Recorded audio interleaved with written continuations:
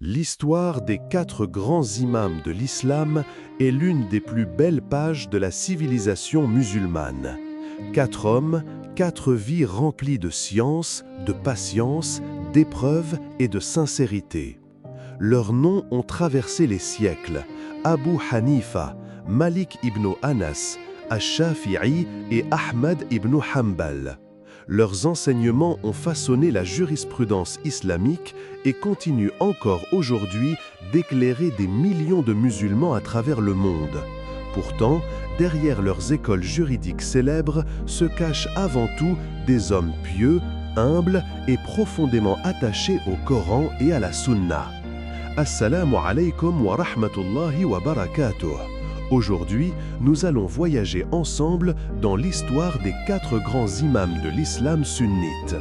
Nous découvrirons leur enfance, leur quête de science, leurs épreuves face aux dirigeants, leurs qualités morales et les enseignements qu'ils ont laissés derrière eux. Cette histoire n'est pas seulement celle de savants, c'est aussi celle d'hommes qui ont sacrifié leur confort, leur sommeil et parfois même leur vie pour préserver la religion d'Allah. Commençons par le premier d'entre eux dans l'ordre chronologique, l'imam Abu Hanifa. Son vrai nom était Nu'man ibn Thabit. Il est né à Koufa en Irak vers l'an 699 du calendrier grégorien, durant l'époque des Omeyyades. Il était d'origine persane et grandit dans une famille respectable connue pour son honnêteté. Très tôt, il se distingua par son intelligence, son calme et son excellent comportement. Dans sa jeunesse, il travaillait dans le commerce de la soie. Il excellait d'ailleurs dans ce domaine et gagna rapidement une bonne réputation auprès des gens de Koufa. Mais malgré sa réussite dans le commerce, quelque chose manquait à son cœur. Il vivait dans une époque où les savants étaient nombreux et où la science religieuse occupait une place immense dans la société musulmane. Un jour, un savant remarqua son intelligence et lui conseilla de délaisser quelque peu le commerce pour se consacrer à l'étude de la religion. Cette parole changea sa vie. Abu Hanifa commença alors un long voyage dans la recherche du savoir. Il étudia auprès des plus grands savants de son époque, notamment Hammad ibn Abi Sulaiman, dont il suivit les cours pendant de longues années. On rapporte qu'il resta plus de 18 ans auprès de lui. Cette patience dans l'apprentissage montre déjà l'immense sérieux de l'imam. Aujourd'hui, beaucoup veulent apprendre rapidement et devenir savants en quelques mois. Abu Hanifa, lui, consacra une grande partie de sa vie à écouter, apprendre et méditer. Après la mort de son professeur, les habitants de Koufa reconnurent naturellement Abu Hanifa comme l'un des plus grands savants de leur ville. Son intelligence exceptionnelle, sa maîtrise du Coran et du Hadith, ainsi que sa capacité à déduire des règles juridiques impressionnaient tout le monde. L'imam Abu Hanifa devint alors célèbre pour sa méthodologie en jurisprudence. Il accordait une grande importance au raisonnement analogique, appelé qiyas. Cela consistait à comparer une situation nouvelle à une situation déjà connue dans les textes afin d'en déduire une règle. Grâce à cette méthode, son école fut particulièrement adaptée aux nouveaux problèmes rencontrés par les musulmans dans les différentes régions du monde islamique. Mais malgré sa grande intelligence, Abu Hanifa restait un homme profondément humble. Il était connu pour sa piété, sa générosité et son immense patience. Il priait énormément durant la nuit et récitait continuellement le Coran. Certaines narrations rapportent qu'il passait parfois la nuit entière en prière. On disait même qu'il avait passé 40 ans à accomplir la prière du Fajr avec les ablutions de la prière du Isha, tellement il passait ses nuits dans l'adoration. Il était également très doux dans son comportement. Un jour, alors qu'il donnait un cours, un homme se mit à l'insulter publiquement. Abu Hanifa continua son enseignement sans répondre. Après, cours, l'homme continua à l'insulter jusque devant sa maison. L'imam se retourna alors calmement et lui dit « Voici ma maison. S'il te reste encore quelque chose à dire, dis-le avant que je rentre. » Quelle patience incroyable! Quelle maîtrise de soi! Dans une époque où beaucoup réagissent à la moindre critique, les grands savants faisaient preuve d'une retenue exceptionnelle. L'imam Abu Hanifa connut également de terribles épreuves. Les dirigeants de son époque voulaient parfois utiliser les savants pour renforcer leur pouvoir politique. Mais Abu Hanifa refusait de soutenir l'injustice. Lorsque les autorités lui proposèrent le poste de juge officiel de l'État, il refusa. Ce refus provoqua la colère du pouvoir.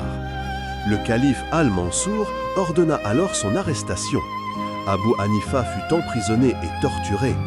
Malgré cela, il resta ferme dans ses convictions. Certains historiens rapportent même qu'il mourut empoisonné en prison vers l'an 767.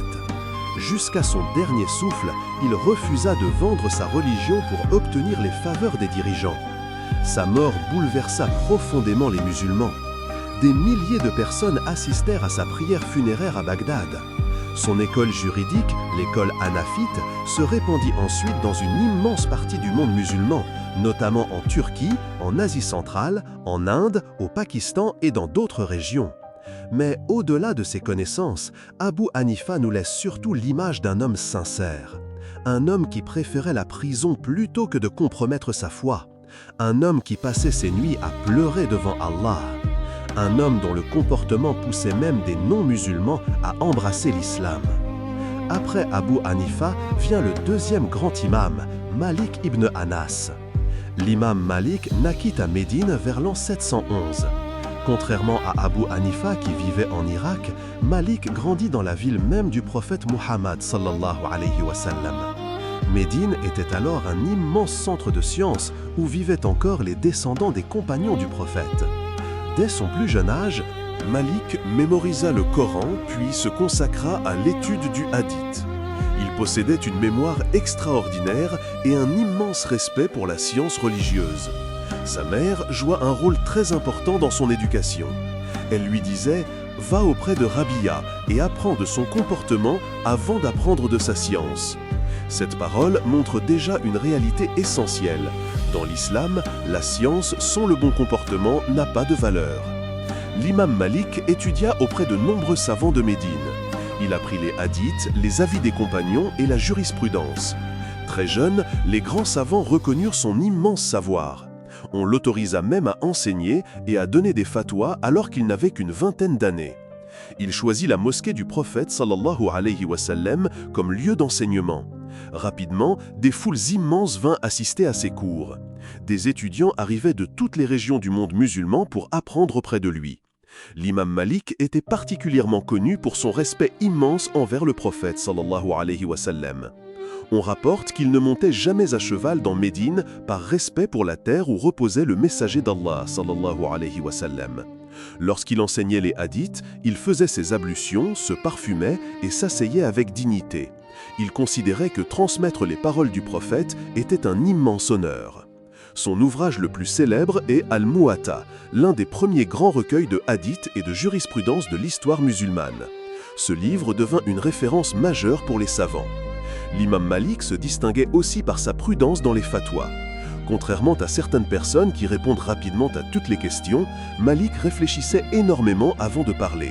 Il disait parfois « Je réfléchis à certaines questions depuis des années sans avoir encore trouvé de réponse ». Et lorsqu'il ne savait pas, il répondait simplement « Je ne sais pas ». Un homme vint un jour de très loin pour lui poser plusieurs questions. À la plupart d'entre elles, Malik répondit « Je ne sais pas ». L'homme, surpris, lui dit « Que vais-je dire aux gens de mon pays ?» Malik répondit calmement « Dis-leur que Malik ne sait pas. » Quelle humilité! Les grands savants n'avaient pas honte de reconnaître leurs limites. Comme Abu Hanifa, l'imam Malik fut lui aussi éprouvé par les autorités politiques. À cause d'une fatwa qui déplaisait au pouvoir, il fut arrêté et sévèrement frappé. Certains rapportent que ses épaules furent disloquées à cause de la torture. Pourtant, malgré cette souffrance, il resta patient et continua à enseigner. L'école malikite se répandit ensuite au Maghreb, en Afrique de l'Ouest et dans plusieurs régions musulmanes. Encore aujourd'hui, des millions de musulmans suivent cette école juridique. Mais l'héritage de Malik dépasse largement la jurisprudence. Il nous enseigne surtout la prudence, la dignité et le respect de la science. Dans une époque où beaucoup parlent sans connaissance, la vie de Malik rappelle l'importance de réfléchir avant de s'exprimer sur la religion. Après Malik vient le troisième grand imam, Mohammed ibn Idris al-Shafi'i. Il étudia à la Mecque, à Médine, en Irak puis en Égypte. Lorsqu'il rencontra l'imam Malik à Médine, celui-ci fut impressionné par son intelligence et son sérieux. L'imam al-Shafi'i devint célèbre pour avoir structuré les fondements de la jurisprudence islamique. Son ouvrage Al-Risala posa les bases méthodologiques de l'interprétation juridique musulmane. Grâce à lui, les principes permettant de déduire les règles religieuses furent clarifiés de manière systématique. Mais malgré son immense savoir, al-Shafi'i restait très humble. Il disait « Je n'ai jamais débattu avec quelqu'un en souhaitant qu'il se trompe ». Son objectif n'était pas de gagner des disputes, mais de rechercher la vérité. Il insistait aussi énormément sur la sincérité dans la recherche de la science. Il disait « Celui qui recherche la science avec orgueil ne réussira jamais ». Pour lui, la science devait rapprocher d'Allah et non nourrir l'ego. L'imam al-Shafi'i était également connu pour son courage et sa générosité. Malgré sa vie de savant, il participa même à certains combats contre les Byzantins. Il donnait souvent son argent aux pauvres, au point de finir lui-même sans rien. Comme les autres grands imams, il traversa des épreuves. Il fut parfois accusé injustement et connut plusieurs maladies durant sa vie. Mais il continua jusqu'à la fin à enseigner et écrire. Vers la fin de sa vie, installé en Égypte, il révisa plusieurs de ses anciens avis juridiques. Cela montre encore une fois son humilité. Il n'avait pas peur de reconnaître qu'un avis précédent pouvait être amélioré. Avant sa mort, un de ses élèves lui demanda « Comment te sens-tu » Al-Shafi'i répondit « Je quitte ce monde, je vais rencontrer mes œuvres et je ne sais pas si mon âme ira vers le paradis ou vers l'enfer. » Puis il pleura. Malgré son immense savoir et sa piété, il craignait toujours Allah. Il mourut en Égypte à l'âge de 54 ans. Son école juridique se répandit ensuite en Égypte, en Afrique de l'Est, en Indonésie, en Malaisie et dans de nombreuses autres régions du monde musulman. Enfin, vient le quatrième grand imam, Ahmad ibn Hanbal. L'imam Ahmad naquit à Bagdad en l'an 780. Très jeune, il perdit son père et fut élevé par sa mère, qui joua un rôle immense dans son éducation. Malgré leur pauvreté, elle l'encouragea dans la recherche de la science. Ahmad mémorisa le Coran, puis se consacra à l'étude du hadith. Contrairement à beaucoup de jeunes de son âge, il préférait les cercles de science aux distractions du monde. Il voyagea énormément pour apprendre auprès des grands savants de son époque. Il étudia notamment auprès de l'imam al-Shafi'i, qu'il admirait énormément. Ahmad disait qu'il faisait des invocations pour al-Shafi'i depuis 40 ans. L'imam Ahmad devint l'un des plus grands spécialistes du hadith de l'histoire musulmane. Son célèbre ouvrage Al-Musnad contient des dizaines de milliers de hadiths. Mais ce qui rend surtout son histoire extraordinaire, c'est son immense patience durant l'épreuve de la Mihna, l'inquisition imposée par certains dirigeants influencés par les Mutazilites. Les autorités voulaient obliger les savants à dire que le Coran était créé. Ahmad ibn Hanbal refusa catégoriquement. À cause de cela, il fut emprisonné, fouetté et torturé pendant des années. Malgré les coups, il resta ferme. Beaucoup de savants cédèrent sous la pression, mais Ahmad continua à défendre ce qu'il considérait comme la vérité. Son endurance impressionna profondément les musulmans. Il devint un symbole de courage face à l'injustice. Lorsque finalement les autorités abandonnèrent cette inquisition, Ahmad fut honoré par la population de Bagdad. Pourtant, malgré sa renommée immense, il resta extrêmement humble. Il vivait simplement, refusait les richesses et passait énormément de temps dans l'adoration. Il disait « La science n'a aucune valeur si elle n'est pas mise en pratique ». Cette phrase résume parfaitement sa vie. Pour lui, la connaissance devait transformer le comportement. L'école hanbalite se développa ensuite principalement en Arabie et dans certaines autres régions. Mais l'influence d'Ahmed dépasse largement son école juridique. Son exemple de patience et de fermeté inspira des générations entières de musulmans. Ces 4 imams avaient des méthodologies différentes sur certaines questions juridiques, mais ils partageaient tous les mêmes fondements: le Coran, la Sunna, le respect des compagnons et la sincérité envers Allah.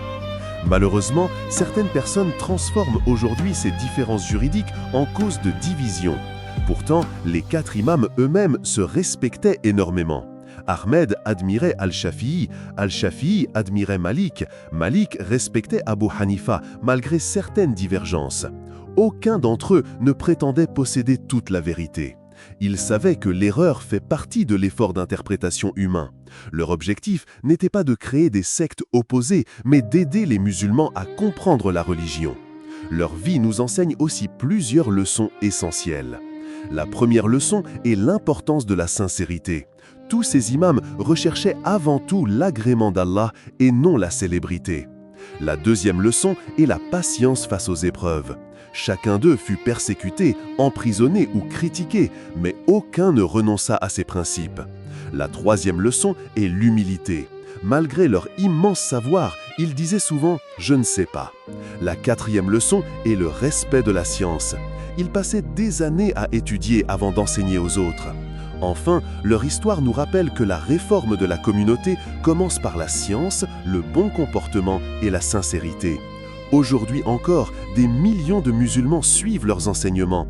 Leurs livres sont étudiés dans les mosquées et les universités du monde entier. Leur héritage continue de vivre des siècles après leur mort. Qu'Allah fasse miséricorde à Abu Hanifa, Malik ibn Anas, Al-Shafi'i et Ahmad ibn Hanbal.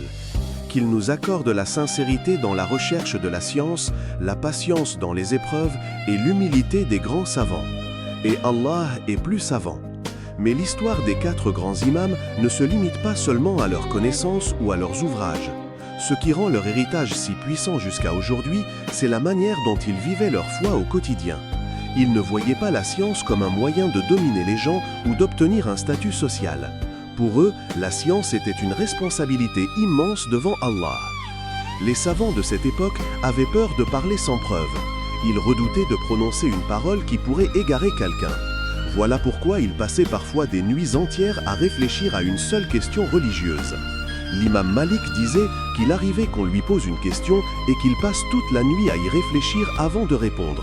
Comparez cela à notre époque où certains parlent de religion après avoir regardé quelques vidéos ou lu quelques publications sur Internet. Les 4 imams étaient également des modèles d'adoration. Abu Hanifa passait ses nuits debout en prière. Malik récitait continuellement le Coran lorsqu'il rentrait chez lui. Al-Shafi'i divisait sa nuit entre la prière, l'étude et le sommeil. Ahmad ibn Hanbal, même après les tortures qu'il avait subies, continuait à prier la nuit et à rechercher la science. Leur savoir n'était pas séparé de leur spiritualité. Plus ils apprenaient, plus ils devenaient humbles. Plus ils connaissaient Allah, plus ils le craignaient. Un autre point essentiel dans leur vie est leur indépendance vis-à-vis du pouvoir politique. Beaucoup de dirigeants voulaient utiliser les savants afin de légitimer leurs décisions. Mais les grands imams refusaient de vendre leur religion pour obtenir des privilèges. Abu Hanifa préféra la prison plutôt que d'accepter un poste de juge imposé par le pouvoir. Malik fut fouetté à cause d'une fatwa contredisait les intérêts politiques du calife. Ahmad ibn Hanbal supporta des années de torture pour défendre sa croyance. Même Al-Shafi'i connut des accusations et des pressions politiques. Cela ne signifie pas qu'ils cherchaient le conflit avec les dirigeants. Au contraire, ils évitaient les troubles autant que possible.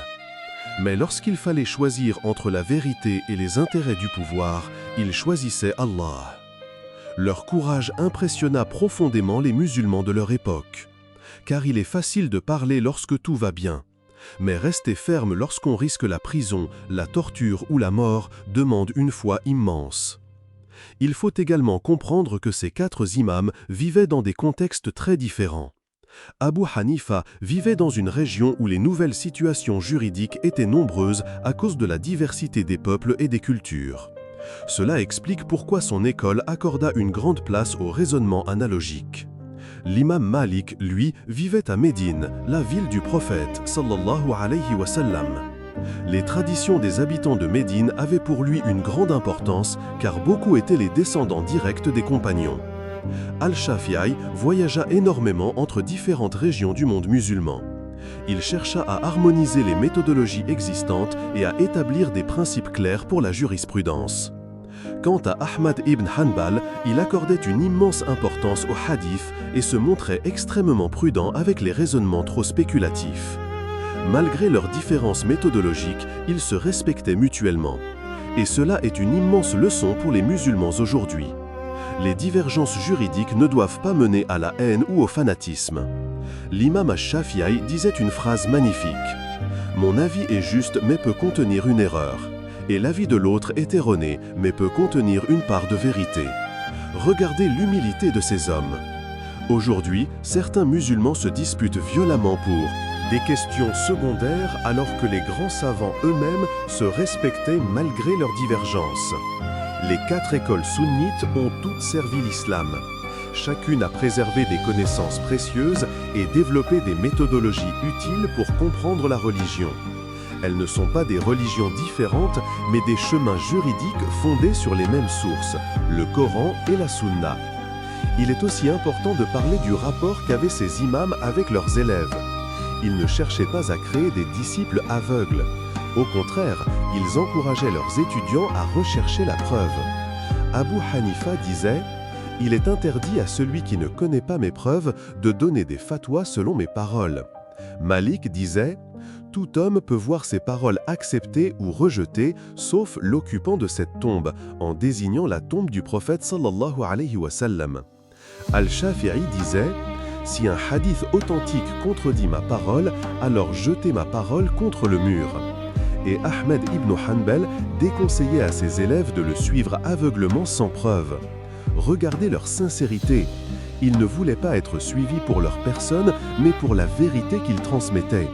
Leur immense influence sur l'histoire musulmane est également remarquable. Grâce à leurs efforts, la jurisprudence islamique fut organisée, structurée et transmise de génération en génération. L'école hanafite devint dominante dans l'Empire ottoman et se répandit en Turquie, dans les Balkans, en Asie centrale, en Inde et au Pakistan. L'école malikite s'implanta fortement en Afrique du Nord, au Maghreb, en Afrique de l'Ouest et dans certaines régions du Golfe. L'école shafi'ite se développa en Égypte, au Yémen, en Indonésie, en Malaisie, en Somalie et dans plusieurs régions d'Asie du Sud-Est. L'école hanbalite resta longtemps plus minoritaire avant de devenir très influente dans la péninsule arabique. Mais malgré cette immense diffusion, aucun des 4 imams n'aurait imaginé devenir le chef. Communauté ne passe pas par les insultes, les polémiques ou les disputes permanentes. Elle passe par la connaissance, le bon comportement et la sincérité. L'un des plus grands dangers aujourd'hui est le fanatisme aveugle. Certains pensent qu'aimer un imam signifie rejeter les autres écoles. Pourtant, les 4 imams eux-mêmes auraient détesté cette attitude. Ils savaient que seul le prophète Muhammad sallallahu alayhi wa sallam est infaillible. Les savants peuvent se tromper. Voilà pourquoi ils acceptaient les divergences sincères lorsqu'elles étaient fondées sur des preuves. L'imam Malik disait « Chacun de nous peut accepter ou rejeter une parole. » Cette phrase devrait être méditée profondément. Les grands savants n'étaient pas arrogants. Ils ne prétendaient pas posséder toute la vérité. Plus leur science augmentait, plus leur humilité grandissait. Et c'est peut-être cela la plus grande différence avec beaucoup de personnes aujourd'hui. Les vrais savants craignent Allah lorsqu'ils parlent.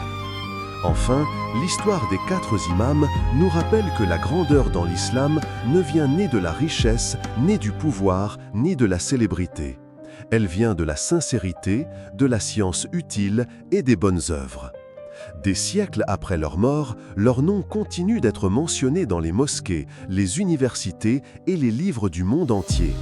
Pourtant, eux-mêmes recherchaient surtout l'agrément d'Allah. Qu'Allah fasse miséricorde à Abu Hanifa, Malik ibn Anas, Muhammad al-Shafi'i et Ahmed ibn Hanbal. Qu'ils nous fassent profiter de leur héritage, nous accordent la sincérité dans nos actes et nous permettent de suivre le chemin de la science et de la sagesse. Et Allah est plus savant.